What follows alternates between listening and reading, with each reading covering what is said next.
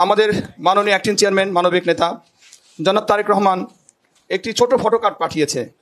ফটোকার্ডটি আমি ওপেন করার সঙ্গে সঙ্গে দেখলাম এসব গুণী ছাত্রদের কথা লেখা আছে সেখানে, এবং তাদের উদ্ভাবন যে ইঞ্জিনটা সে সম্পর্কে লেখা। আমি সঙ্গে সঙ্গে প্রতি উত্তরে বললাম যে ভাইয়া এটা আমরা কি করতে পারি। তখন বলল, দেখো ওরা যেহেতু দেশের জন্য গৌরব অর্জন করার কিছু একটা করতে যাচ্ছে, তুমি ভালো করে দেখো, ওদের সাথে কথা বলো। তখন আমি ইঞ্জিনিয়ার আবু হানিফ আছে আমাদের ভলান্টিয়ার সদস্য, আমরা বিএনপি পরিবারের, ওনাকে এই দায়িত্ব দিতে, যেহেতু সেই ইঞ্জিনিয়ার মানুষ।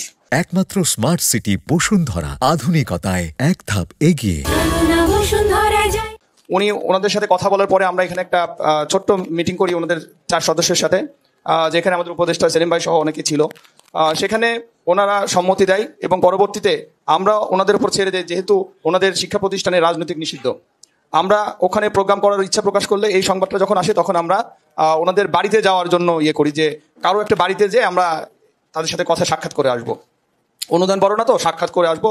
আমরা জনাব তারেক রহমানের পক্ষ থেকে তাদের উৎসাহ দিব, এটাই বড় কথা। তখন আমরা যখন এই কথা বলতে যাই তখন ওনারা আমাদেরকে একটু বলে যে আমরা কার না কার বাড়িতে কই যাবেন, এক জায়গায় সমষ্টিগতভাবে করলে ভালো হয়। তখনই সিদ্ধান্ত হয় আমাদের যে তাদেরকে আমরা একটু কষ্ট দিয়ে হলেও এখানে এনে প্রোগ্রামটা করার। তারই ফলশ্রুতিতেই আজকে এই প্রোগ্রামটি হচ্ছে। আমি জনাব তারেক রহমানের পক্ষ থেকে তাদের আন্তরিক শুভেচ্ছা জানাবো এবং তাদের উদ্ভাবন যন্ত্র যেন বাংলাদেশে গৌরব বয়ে নিয়ে আসে। আমি এই জন্য আমরা বিএনপি পরিবারের পক্ষ থেকে তাদের পাশে থাকবো সবসময় এবং যোগাযোগ রাখবো। এই জন্য আমাদেরকে ভলেন্টারি টিম করা হয়েছে ওনাদের জন্যই, ইঞ্জিনিয়ার হানিফের নেতৃত্বে। উনি সবসময় তাদের সাথে যোগাযোগ রাখবে।